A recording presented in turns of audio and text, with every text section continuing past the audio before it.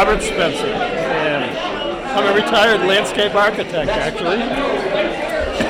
And when I retired, I did what I wanted to do for my entire life, basically, which was write novels. And so I've always been someone who's very interested in the history of the places that I live. I've lived in a number of places, and I've always been interested in researching and finding out what the history of those areas is. And in doing that, combining my interest in history with my ability to write, what I've done is create 3 novels. That's what I do. I told myself I was retired. I was an architect. I ran several businesses. I told myself in 13 that I was retired and moved up to Maine. And at that time, I lied to myself. I figured I lied to myself. I actually haven't retired. I just went into a new line of work, which is writing novels, historical fiction. And I was like, this is the latest one that just came out, Francina Halleck's Heart. It takes place in Maine from 1900 to 1910.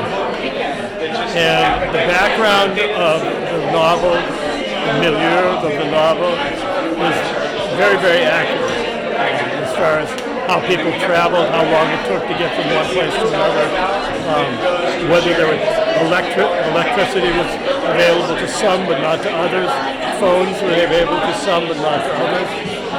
And it's a story of a woman who is born in my first book, which is this one, Spinster's Hope Chest. She was born in this book, Spinster's Hope Chest. Spinster, this book dates from the 1860s. At that point in time when she was born, spinster was anyone who made a living or a contribution to their family by spinning, with a spinning wheel. Anyway, she's born in this. The second came out in 2020, the day that the state of Maine closed down for COVID restrictions. This one is based on the history of mining in primarily Oxford County during the 1890s. Canadian miner comes down here from Ontario in order to get rich quick. That's his goal, is to get rich quick and make a living he's unable to make up there. In this one, the woman who was born in the first book, who's a teenager in Prospects, is the main character. And the main character, Francina Hallett, is a very successful woman for her time. She's a seamstress. She's a dressmaker working in Westbrook, Maine in a shop. But she decides that she wants to have a family also.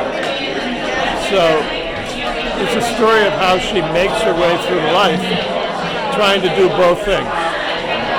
And does very well at it. I don't want to give away the story, but she does very well at it. But it's also the story of 2 women who meet in the first book and have a very contentious life. They're very contentious, very temperamental, very vengeful. In this book, that vengeance, that situation comes to an end. Again, I'm not going to tell you how it comes to an end, but it does come to an end. Yeah, that's right. You got to buy the book.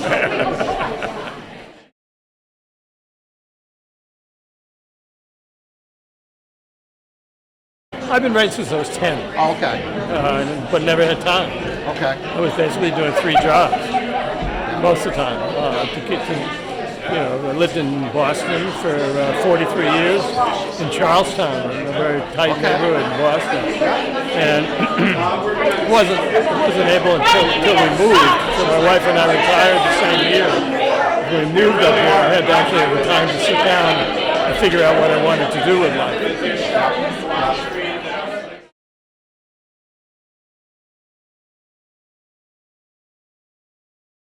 Very good. It's a really good question. When I came up here and retired, I had loose ends. I didn't know exactly what I was going to do. So I did volunteer work for the Historical Society in Waterford, Maine. And one of the volunteer jobs that I had was to go through scrapbooks that had been donated to the archives and isolate things that we should keep and put into other files. And while going through the scrapbook that was written in 1953, a letter fell out. And the letter was written by a woman who had lived in Waterford, Maine, but had moved away 40 years prior to 1953. But she had been asked to tell the history of a woman by the name of Elizabeth Millett, and Lizzie Millett, who she knew Lizzie when she lived in Waterford. So she told the story, and it was a heartbreaker story, very, very difficult, very sad story.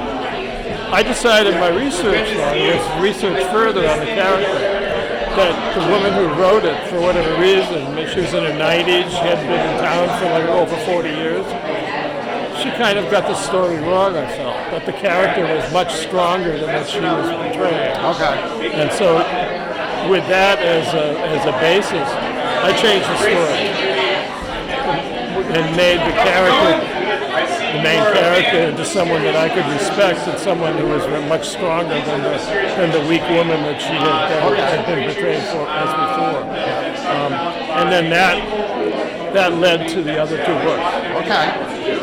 So that's how that came about. Yep. Very good reads. They're very historically accurate. How long does it take to write a book like this? I tried 2 years. The first one took, came out, I started in 13 and it came out in 18. The other two have come out every 2 years.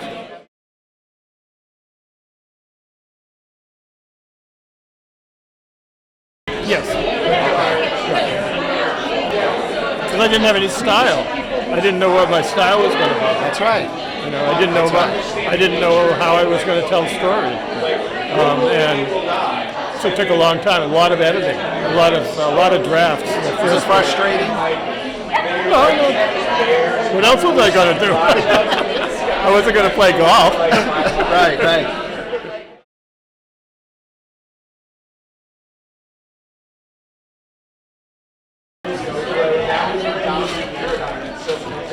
Someone's interested in history. I'd say as far as the age range, I think it's probably from 25 to 85. It's an older range. Okay. But it'd be someone who has an interest in finding out more about the history, and someone who, but that would be for people who are interested in Maine history. Yeah. Maine geology, Maine economic history. But at the same time, they have universal themes. So, as I told you before, one of the things I find is if I take my books out of Maine, or out of my pocket in Western Maine, they're very popular. But that's what I'm trying to do, is to get my books out to a broader audience. Right. We'll be going to Vermont this year. We'll be going to Massachusetts, into Boston. We'll be going to Cambridge. We'll be doing more experiments.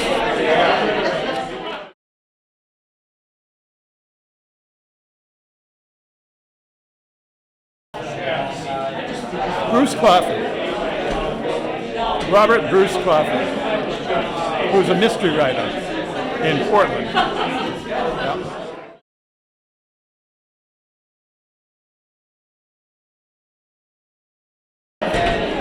You mean personally? Yeah. I like a book, but I also do Kindle. I do ebooks. But I like probably 3/4 of the books that I read are hardcover books. Not hardcover, but actual. Something that you can touch. Stuff I can hold on to. That's ebooks are very good. They allow you to find a place when you don't have to like turn the page or put a bookmark in. You can go back to where you stop. But they missed something in the graphics. I think the graphics are bad compared to what we have in That's right. regular books. That's right.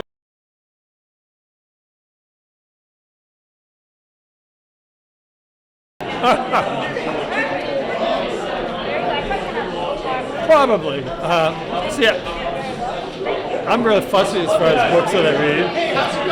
So if I read a book and I get into it to like page 30 or page 80 at the beginning of the book, if I don't like it, I just don't read it. So that's a good question, but I really don't know what the answer is to that. James Pat, I took a course. I took an online course with James Patterson back in 2014, and I don't like his writing, but he taught me really a lot of information that I use as I write. So I mean, I think you have to collect. You collect whatever you can That's from right. whatever source. But right. if I don't like a book, I don't read it. Right. Goes back to the library. That's right. Send it back.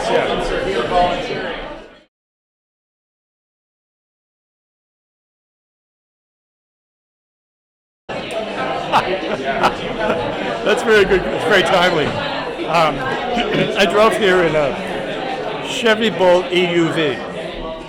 Okay. It's 140 miles to get here from my house.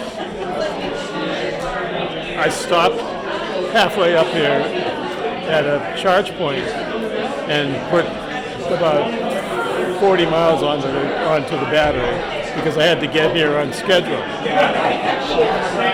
Now I'm sitting in my boat. It's sitting across the street with 16 miles on it.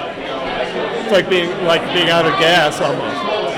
So I would like to have a lot of EUVs around and have more charge points. You don't have to drive, like the big charge point at every gas station. And I think that would be very helpful to me personally, but also to people who are climate conscious. Right.